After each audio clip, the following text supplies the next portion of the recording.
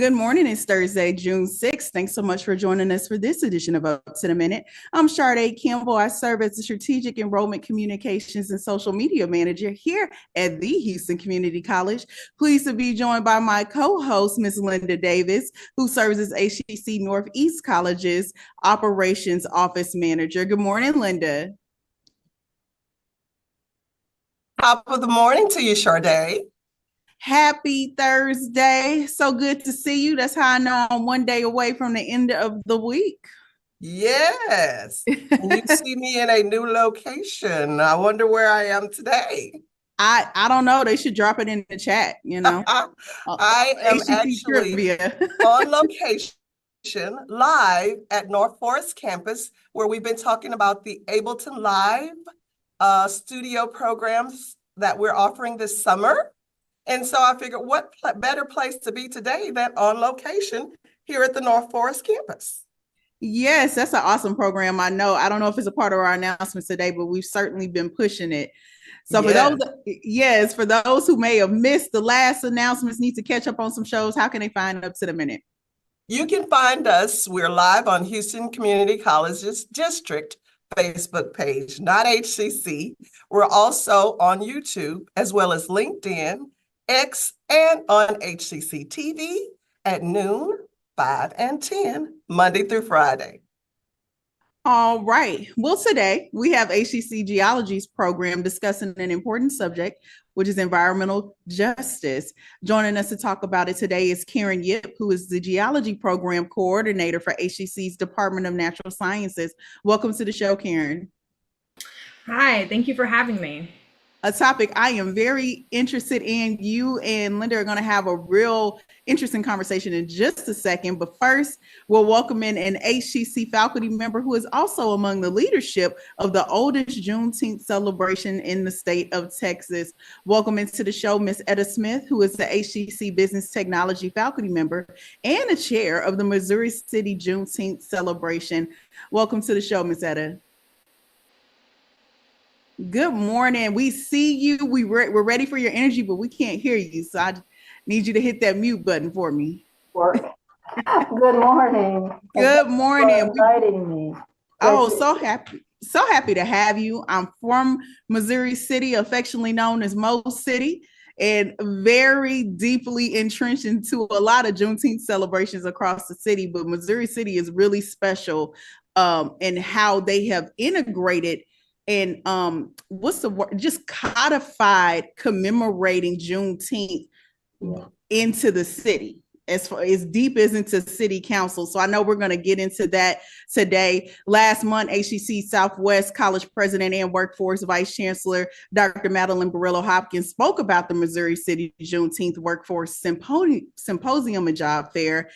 So today we're going to go a little bit deeper to see how HCC is supporting the event is in partnership with your foundation that oversees the event every year. So before we get to the history of your event, we can't just zoom past assuming that everyone knows about Juneteenth. It's a lot of new people in Houston. It's something very well known in Houston and arguably the South. But for those who don't know, they may know it's a federal holiday. They may know that they get a day off at work. But what is the real history and truth behind Juneteenth? Juneteenth is the oldest day commemorating the ending of slavery.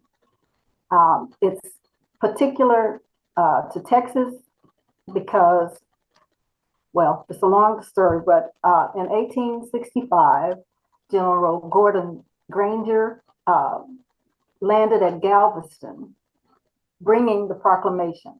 He came to give the word that slavery had ended. However, there was some work to do there when they got there. But after the surrender of the general who was the Confederate general who was there, then the word spread, and that was the official ending of slavery.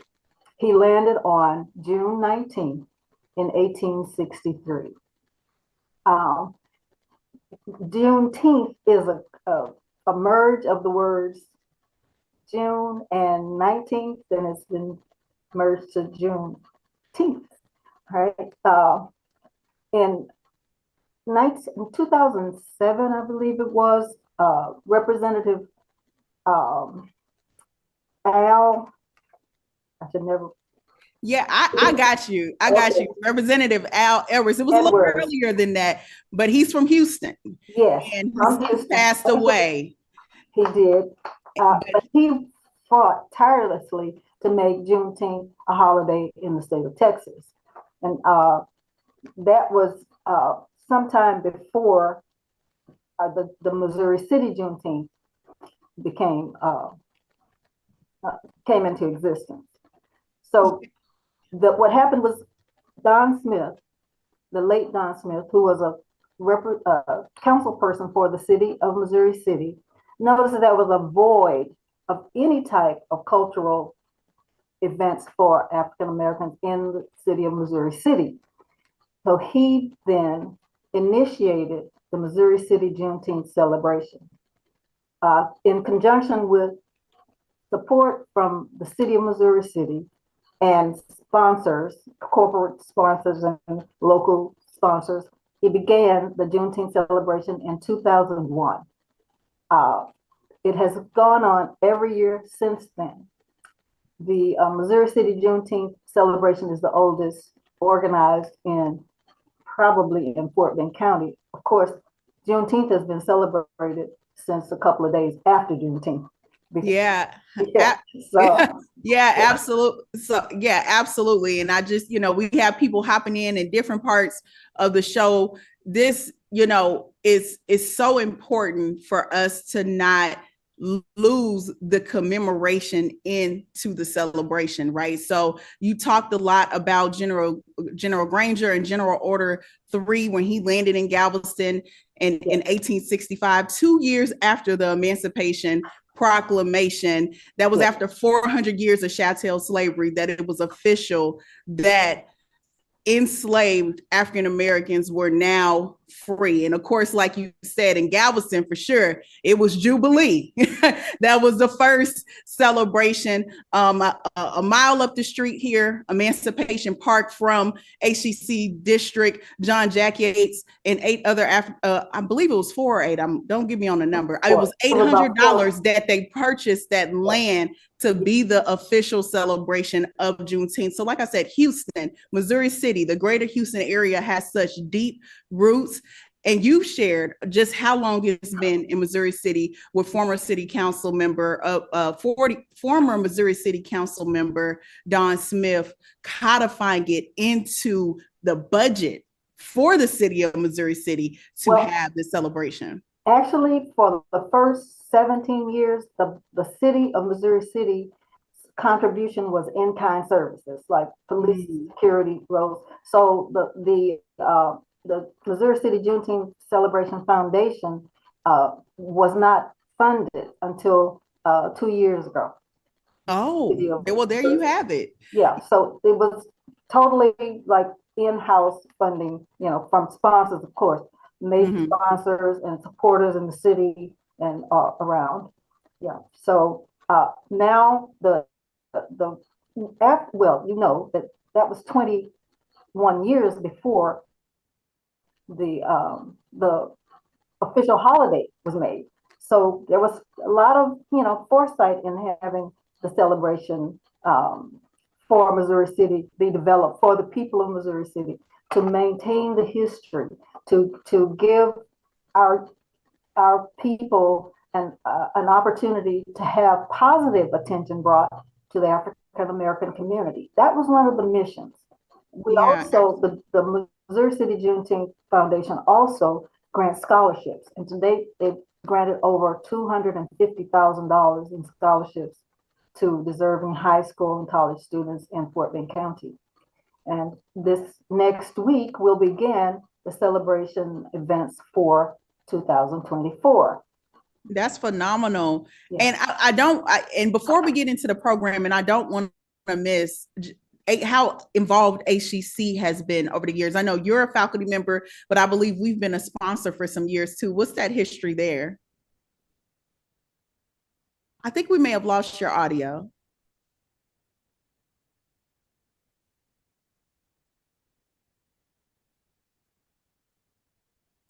There you are. Yes.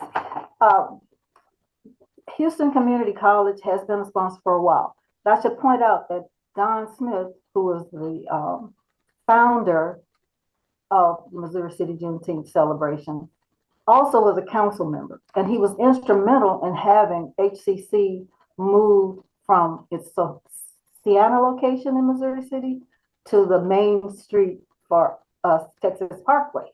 So I'm sure during that association, alliances were made and the support began. Dr. Madeline Barillo has been a strong supporter. She spends time with, and attends the events. It's been really a good relationship. At one point, there was an agreement that if students were to go, that our students, the students that we get in contact with, remember, we give scholarships every year as part of our missions. If those students chose to go to HCC, then they would get, there would be some matching funding for them. Oh, that's incredible. That's that awesome. That association, yes. Well, you all are kicking off. I know Juneteenth is, we have, I think it's about a week or so, I may be counting it wrong, but you all are doing a lot leading up to Juneteenth. So what can people expect for the whole series of Juneteenth events? Okay, so I might say perhaps we're not the oldest, but we were the largest in that we have events that span over a week. This year, we begin with a kickoff on June 10th, and we end with a reenactment of the reading of the Emancipation Proclamation on June 19th, the actual day. In Missouri City, there's an area that was once the Palmer Plantation, and on that land, there is what is called the Freedom Tree, this historic tree. I think that tree is about 500 years old, but that is where the formerly enslaved people in that area heard the reading of the Emancipation Proclamation. So it's very historic. There we'll have a reenactment on June 19th, the actual day of our now national holiday. Yes, that's incredible. And I hate to interrupt you. I know we can talk about Juneteenth for a long time, but we have ran out of time. I want everyone to make sure that they check out that calendar of events. I want to thank you, Ms. Etta Smith, who serves as HCC Business Technology faculty member and chair of the Missouri City Juneteenth celebration. We'll have information posted after the show so you can see the whole series of events. Thanks so much for joining us, Ms. Etta. And thank you for having us. And we're hoping to see you on the weekend, the 14th and 15th. We'll have concerts in the park at Hunters Glen Park in Missouri City. Yes, well, there we have it. Be sure to check that out, everyone who is tuning in. Going to hand it over to you, Linda. Well, I am so excited. What an awesome interview to find out so much history about Juneteenth. I was so excited I wore my shirt. But we're going to be moving on to Miss Karen Yep. She is the Genealogy Program Coordinator for Houston Community College Department of Natural Science. Thank you for joining us, Karen. Thank you for having me. We were so impressed when we heard that you were leading a session this spring about environmental justice. Before we get into the topic, what was the event and what did it cover?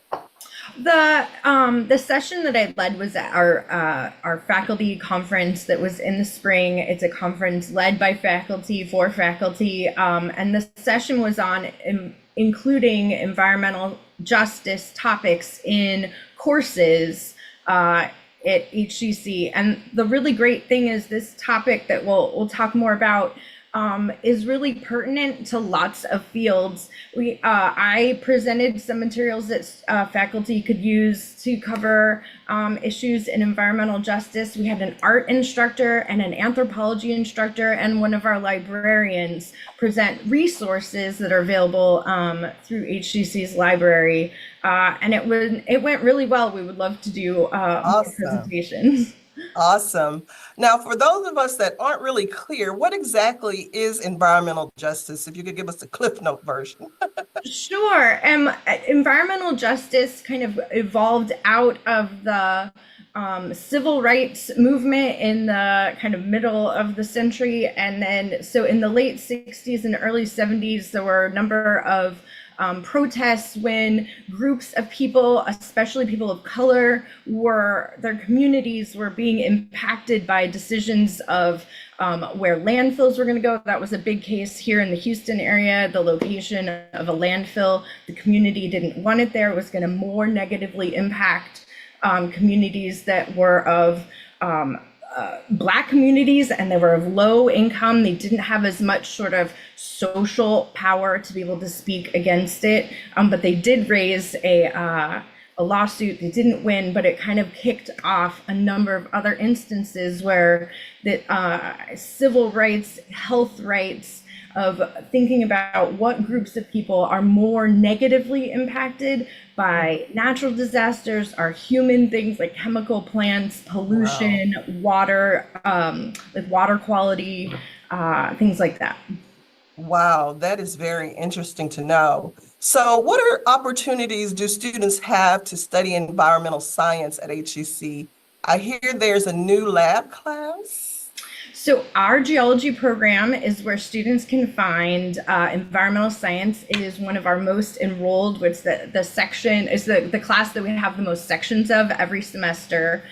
Environmental science does include touching on environmental justice through the different topics that we have through the semester. And yes, we have an environmental science lab class. It is Geology 1105. It is students can take it at the same time as the lecture environmental science, or they can take it after. So environmental science lecture is a co-requisite or a prerequisite. And in that class, students can have the opportunity to learn sampling techniques, analyze the data that they've collected, and otherwise kind of get ready for environmental, environmental tech types of positions. So tell me really quickly about the HCC Geology program. Can students earn a degree, and what about a certificate? So yeah, students can take geology classes, and we kind of have two different groups of students there. Some are taking geology classes to fill science requirements in the core curriculum. And most of the time they just need a kind of a 3-unit lecture class. So we have environmental science and earth science, oceanography, meteorology. And then for students who start to really be interested in earth science and maybe pursuing that as an academic path, the classes they would take are our lab classes, physical geology and historical geology. And those, in addition to sort of intro chemistry and physics, that would go on to get them boosted into bachelor degrees at our at universities. So those would be the beginning. So if I'm understanding you correctly, students in the geoscience after HCC, they do have an opportunity to transfer.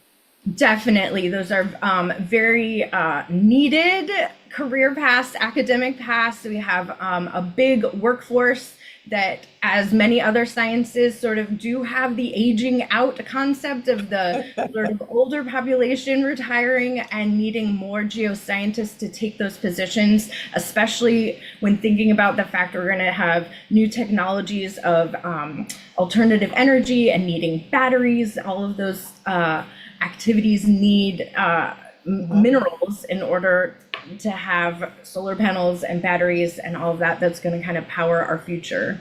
Awesome. Now, we all want to know about the cheddar.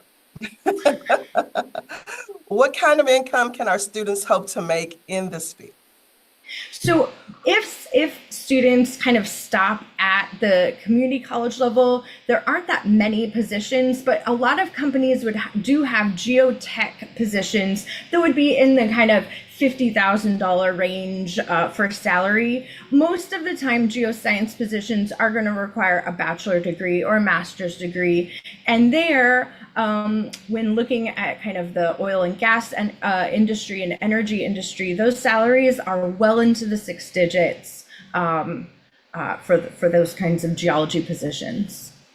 Well, we were talking about the environmental science earlier, and I wanted to ask, How are instructors incorporating this into their assignments?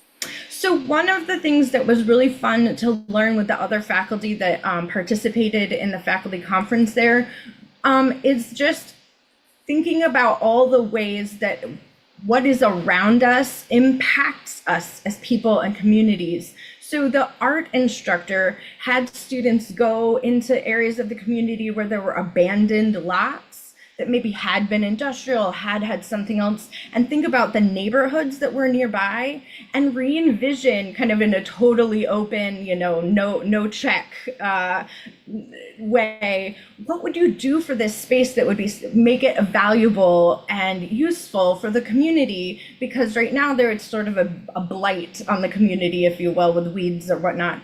And so having students think creatively in their artistic sense, but also purposefully, that's one way that environmental justice kind of comes in.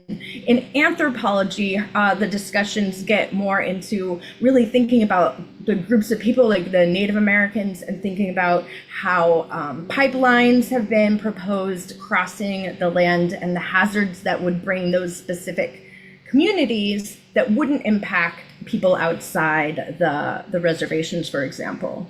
Wow, that is so unique. Well, I want to thank you, Karen Yip, for joining us today, the Geology Program Coordinator for Houston Community's Department of Natural Science. We'll have your information in the post after the show. Thank you again for the education. Thank you. Sade. Yes, great interview, Linda.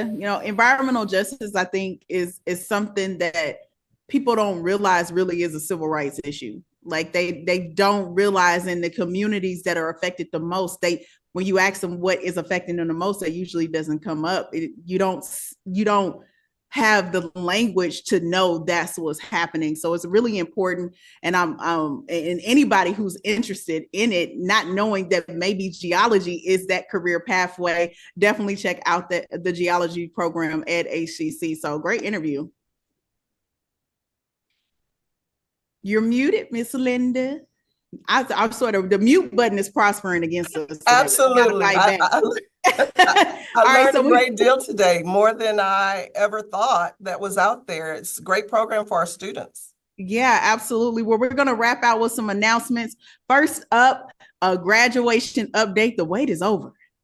The wait is over. There was a delay, but the celebration is not denied. HCC announced a new commencement ceremony date for all graduates approved to walk the stage. A detailed email with important information to prepare for the big day was sent to your HCC email account via March in order. Be sure to check it out. The new commencement date is Thursday, June 13th at NRG Arena. Check the post after the show for details on how to confirm your attendance.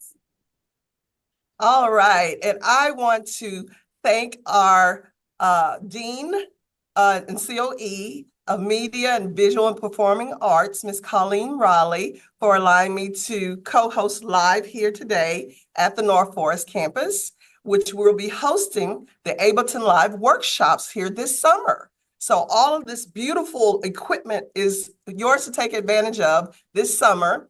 And we will have workshops on music theory, creating beats, sampling, remixing. The June session will be led by a 3-time Grammy winner, HCC professor Nate Robinson. And July will be led by Ableton certified trainer David Sharma. It will be from 9 to 1 on Saturday, June the 15th and 22nd at HCC North Forest campus, and July 6th and 13th at the HCC Northwest Spring Branch campus. A minimal fee is required, but you can find out that information and registration after the show in the post. All right, I'm going to skip ahead a little bit, Linda, for time's sake, and go on to announce our admissions info sessions. This is something that's been happening all semester, but as we rapidly approach our fall semester, this is such an important resource to help you understand what your next step is. If you know someone that is wondering how to take the next step to apply and enroll at HCC, refer them to our virtual admission sessions that can help guide you through the entire enrollment process. Regardless of your questions, our HCC admissions advisors can support you through the process. Check the post after the show to sign up for the next one.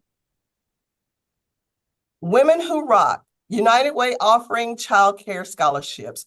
Are you a parent going back to school? United Way is offering a Woman Who Rock scholarship opportunity, but it's not about music, it's for childcare. Check out our post after the show.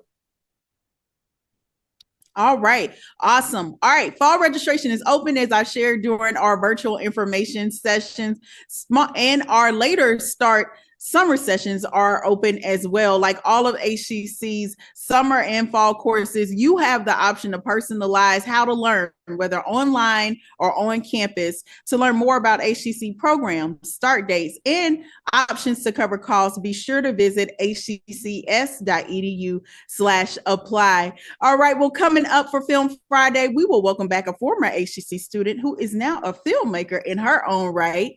And Trey TV will join us. It's a part of Trey, a Houston luxury magazine that's also active in a variety of community engagement initiatives. Thanks so much for joining us for this edition of Up to the Minute. We'll see you next time.